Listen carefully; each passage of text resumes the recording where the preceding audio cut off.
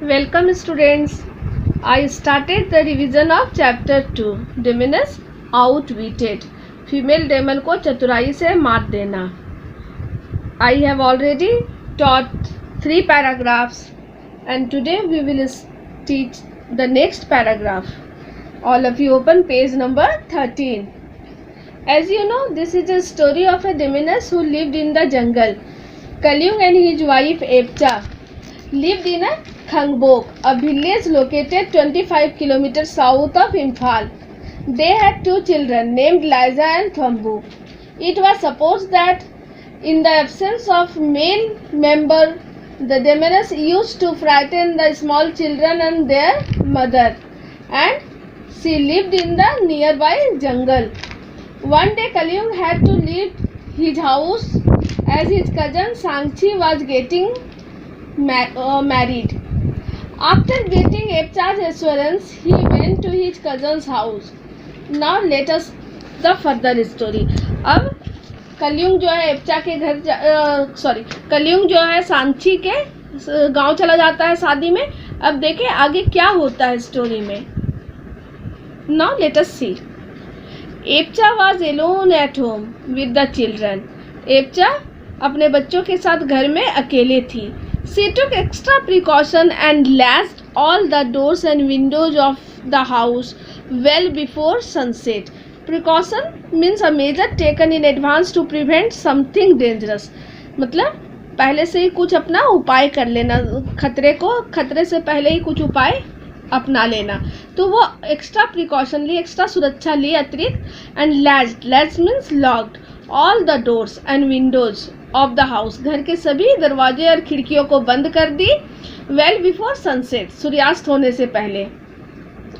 She serve dinner to her children and set them off to the bed early.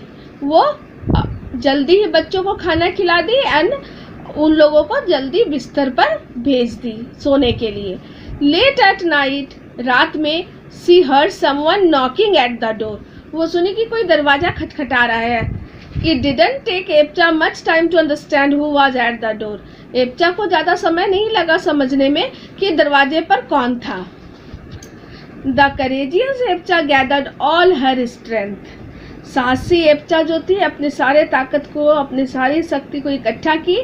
Got rid of her fear. Get rid जो है उसका second form है got rid.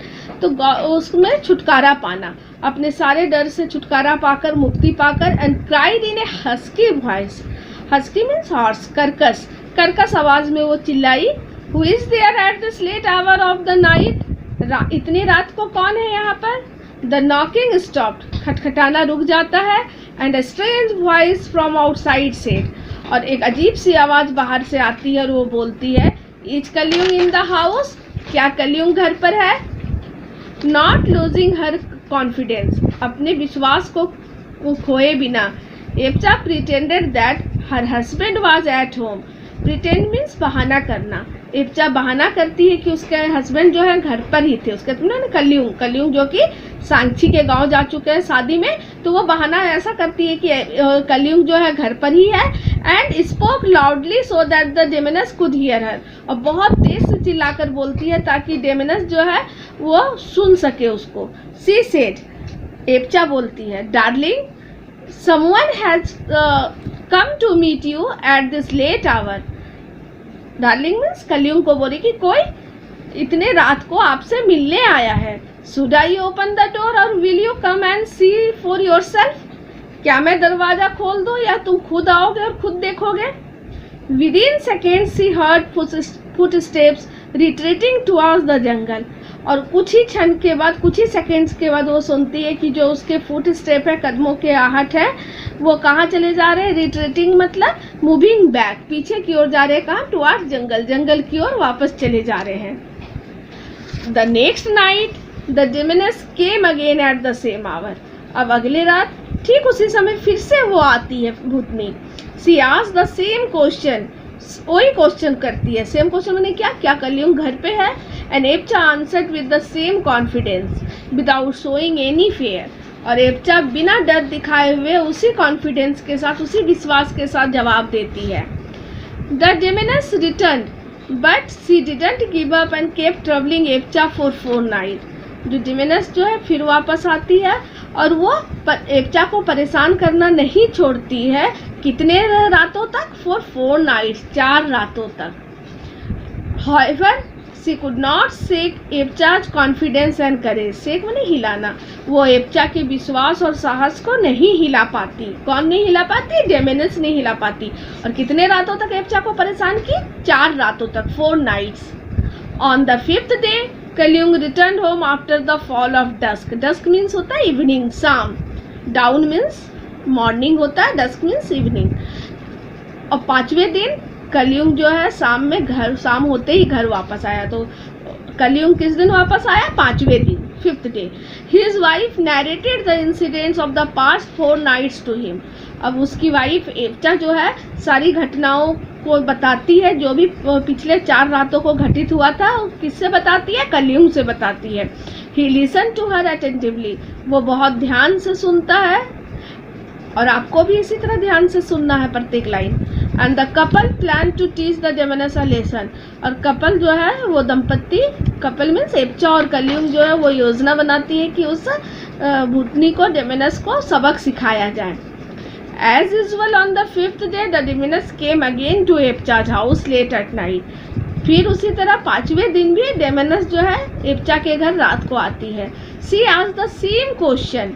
वो फिर से वही question करती है, इज कलियुग एट होम? क्या कलियुग घर पर है? And the next paragraph, next story we will read in the next class. Now see the homework. I hope you have understood well the story. In the previous class we have done question number A, tick the correct option, and question number B, tick the correct statement. Today we will do question number C and D. C at first, question number C. Fill in the blanks by choosing the correct words from the brackets. Bracket में 2 option दिए हैं, उसमें जो सही है वो आपको fill करना है। First, it was believed that a demons lived in the nearby. ऐसा विश्वास किया जाता था कि डेमेनस कहाँ रहती थी? पास के हाउस में या जंगल में? कहाँ रहती थी? जंगल में। Kaliyug was dash of his wife's capabilities of handling any situation. Kaliyug के अपनी वाइफ के क्षमता पर क्या था कि वो किसी भी परिस्थिति को संभाल सकती है? कॉन्फिडेंट था या डाउटफुल था? विश्वास था या संदेह था? आंसर इज कॉन्फिडेंट, विश्वास था। Third, Kaliyug's family was troubled by Konami the demons for dash nights. Kaliyug की फैमिली कोनामी, डेमेनस का नाम क्या था? Konami. We will read in the next class. तो कितने रातों तक परेशान की उसे? 4 या 3? Answer is 4 nights। Kaliyug attack the एज्यूम डेमेनस विथ अ sword और स्टिक। कलियुग जो है, एज्यूम मतलब जो ढोंगी होता है, भेष बदलने वाला होता है, उस डेमेनस को किस चीज़ से उसने अटैक किया? sword से या स्टिक से? तो answer is stick. Now see question number D. Match the group of words in column A with those in column B.